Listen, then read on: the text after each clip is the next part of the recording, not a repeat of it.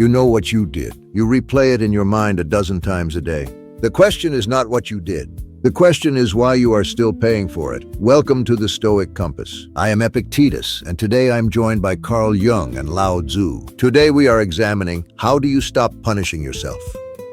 What is the use of endless self-recrimination? Does it undo the deed? Does it make you wiser or merely weaker? Perhaps the self-punishment is not about the deed at all.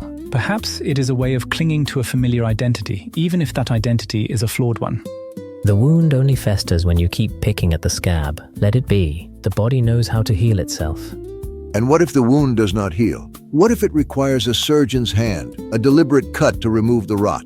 Are you suggesting we simply ignore our failings? Ignoring is one extreme, obsession is the other. The shadow self demands acknowledgement, not endless flagellation. What is this deed that you are so afraid to forgive yourself for?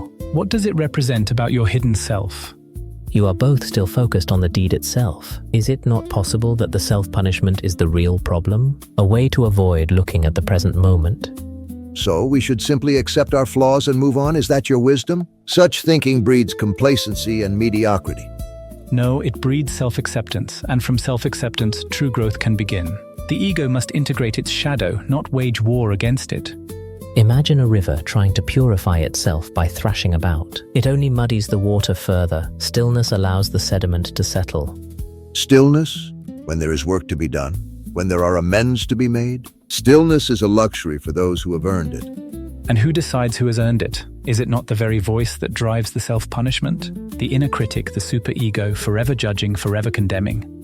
You are both speaking of control again. Is it not possible that the urge to control, to punish, is what creates the cycle of suffering in the first place? Control is not the enemy. Lack of control is. To master yourself is the highest form of freedom. But what if the very drive to control is itself a symptom, a compensation for something the ego cannot bear to face? What if the rigid control is a dam holding back a flood of repressed emotions? The bamboo bends in the wind. It does not break. But bamboo is weak. We are not bamboo. We are men and women capable of reason and action. Reason without feeling is a dangerous weapon. It allows us to justify any action, to rationalize any cruelty, including the cruelty we inflict upon ourselves. A knife is only useful if it is sharp, but if you try to sharpen it constantly, you will eventually wear it away to nothing. The knife must be sharpened, otherwise it becomes dull and useless. We must constantly examine ourselves, find our flaws, and strive to correct them. Examining is not the same as condemning. To examine is to understand. To condemn is to perpetuate the cycle of shame and self-loathing. You are both caught in a dance of striving. What if the answer is simply to stop, to step back and observe the dance without judgment? Stop, surrender, that is the path to ruin. We must fight against our weaknesses, not embrace them. There is a difference between embracing and understanding. To understand your weaknesses is to disarm them. To fight them blindly is to give them power. A cup is most useful when it is empty. So, we should empty ourselves of all ambition, all desire for self-improvement? Is that what you are suggesting? No, we should empty ourselves of the illusion of control, of the belief that we can force ourselves to be perfect. The empty cup allows you to receive. Receive what? Empty promises and false comfort? I would rather rely on my own strength. The strength to acknowledge your own limitations, the courage to face your own shadow. Water flows into the empty space. Fine words, but words are cheap. Action is what matters. Action without self-awareness is like a ship without a rudder. It may move, but it will not reach its destination. The still pond reflects the moon perfectly. And the storm-tossed sea reflects nothing. We must be strong, unyielding, not swayed by every passing breeze. Strength is not the absence of vulnerability, it is the capacity to embrace it. When you try to hold water too tightly, it slips through your fingers. So, we should simply let go and allow ourselves to be swept away. That is madness. No, we should let go of the need to control the flow, to trust that the water will find its own way.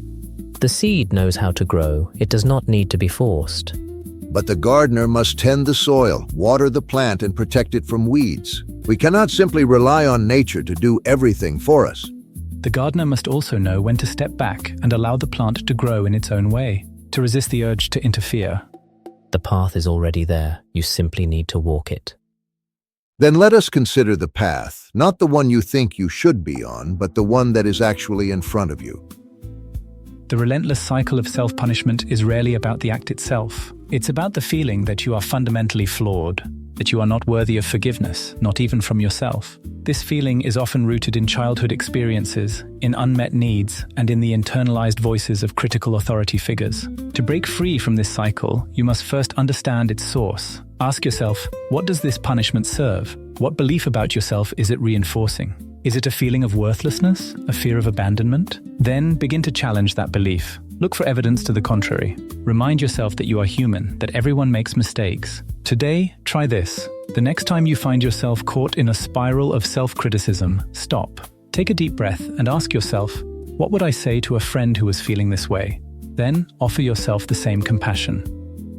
The past is unchangeable. The present is your only opportunity. To continue punishing yourself is to waste that opportunity on something that no longer exists. Let the past go and begin to live in the present. Only then can you truly begin to heal.